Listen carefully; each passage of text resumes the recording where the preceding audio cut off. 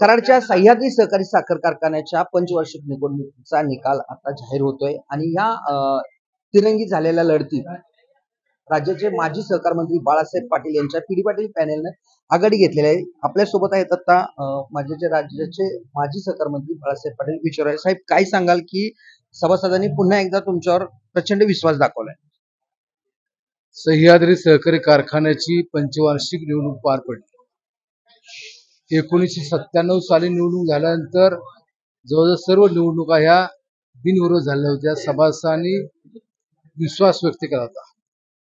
आज या मतमोजणीमध्ये पहिल्या राऊंडमध्ये साधारणपणे 4200 मतांना पीडी पाटील पॅनलची आघाडी आहे आणि यामध्ये एकच सिद्ध होतंय की या सह्याद्री कारखान्याच्या परिसरामध्ये या देशाचे थोर नेते, महाराष्ट्राचे पहिले मुख्यमंत्री आदरणीय यशवंतरावजी चव्हाण साहेबांचा विचार, या विचारापासून हा सर्वसामान्य सभासद, शेतकरी, हितचिंतक हा दूर गेलेला नाही।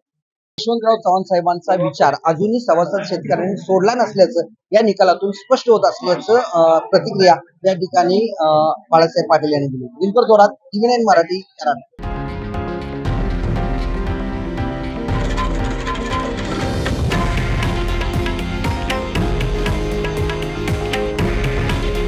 हे आहे देशातील नंबर 1 न्यूज नेटवर्क आणि आपण पाहत आहात TV9 मराठी।